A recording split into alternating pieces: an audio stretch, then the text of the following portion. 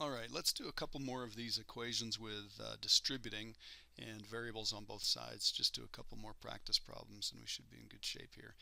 All right, so it says solve each equation, and remember, we always want to simplify sides first. Don't forget that. In fact, I'm going to go ahead and write this here again. Simplify sides first. And then I'm going to write then solve. So we're not going to try solving anything until we've simplified the sides. So simplify the sides first, then we're going to solve. So let's go ahead and take a look at this one right here.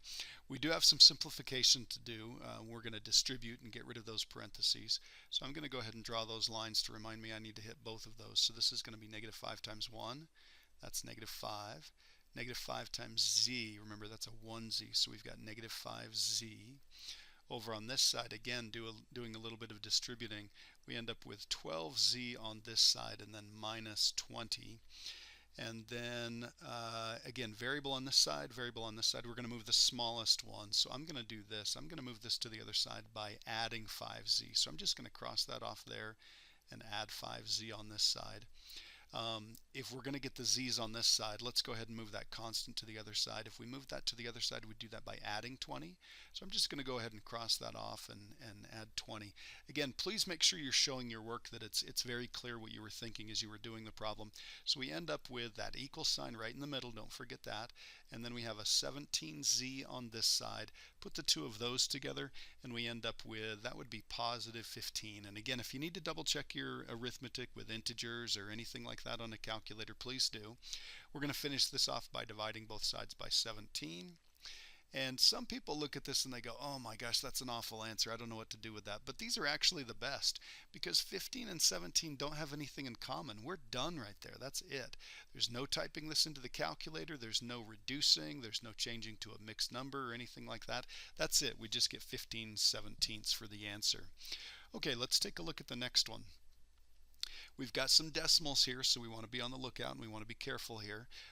This side is simplified, so I'm going to go ahead and write that again. So 19.15 minus 2.4y.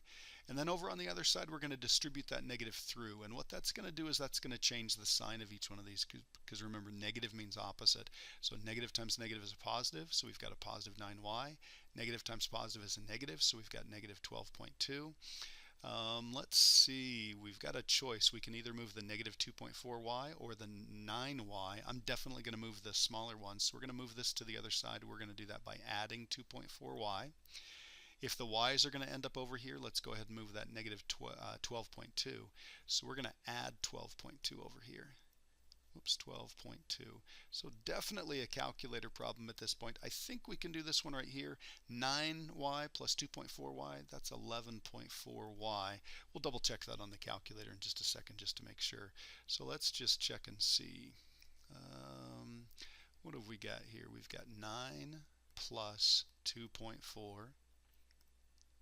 There we go. We got 11.4, so there's our 11.4y. Let's put these guys together.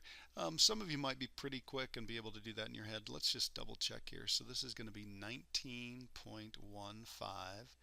and then we're going to add 12.2.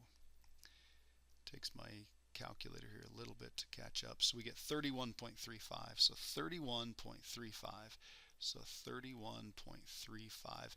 And I always like to just bring that up and just double check and make sure that I've written these numbers down correctly. Okay, so we've got one more thing to do. We're going to get rid of that 11.4 by dividing by 11.4. We like the y, so that's why we want to leave that y over on that side. And then again, definitely a calculator problem here.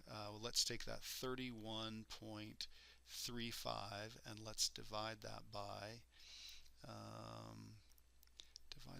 the 11.4, and let's see what we get here. Let's see how ugly this is. Actually, not too bad.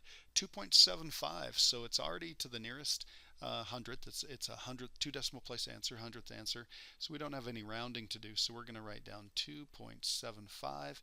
We're going to circle that, and again, that's the answer to the equation, because if we went back and put a 2.75 here and a 2.75 here, worked them out, the two sides would equal each other.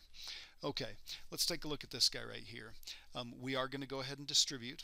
Again, I'm not even looking at this side yet because I know I've got to simplify this side first. So this is going to be negative 16n, and this is going to be negative 10. Again, because I'm distributing that negative through, notice how the signs change. We've got a 3 minus a 3n over here. And then I need to move one of these variable terms. I'm going to move the smallest one. Remember, the smallest one is the one that's most negative. So we are going to add 16n here and add 16n here. And I'm going to go ahead and show all my work on this one. Kind of give you a variety of techniques of showing work here. Any of these would be acceptable. So notice that these undo each other, so we're in good shape there. The n's are going to end up over here, so that means we want to move the 3. So I'm going to subtract 3 from this side and 3 from this side. Those are going to cancel. So we end up with, let's see, negative 13 over here. We end up with positive 13n over here. Again, notice it's always nice when that coefficient is positive. And then we're going to divide by 13. And lo and behold, we end up with a nice answer on this particular one. So we end up with negative 13 divided by positive 13. We end up with negative 1. Okay. All right, let's take a look at this last one.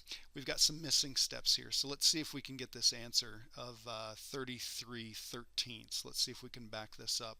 So again, notice the parentheses. We're definitely going to simplify by distributing through. So this is going to be negative 30. That looks good right there. This is going to be 6 times 2x would be 12x. So we're in good shape there. So that looks nice. And then over on this side, let's see, we've got, if we distribute through, and again, the negative only applies to what it's in front of. We don't distribute the negative through to the negative 3 here. So let's see, this is going to be negative x and then plus 6. Notice the change of signs there. And then minus that 3 right there. So this side we're good with. We've got this. So how did we go from here to here? Well, what we do is we just combine like terms. So I'm just going to write like terms off to the side here. And anybody looking at that would be able to say, oh yeah, they just added those together. Okay, so we've got that step. Let's fill in this step right here. We've got a variable on each side, so we need to collect those on the same side. So I'm going to add x on this side and add x on this side. If we're going to move the x's over onto this left side right here, let's get rid of that 30. So we're going to add 30 on both sides. So this ends up with 13x equals, and then we end up with 30 plus 3, that's going to be 33. And if we did divide both sides by 13, there's our answer. So there's the steps that we're missing on that problem right there. All right, we should be in good shape with these problems. Good luck on the assignment.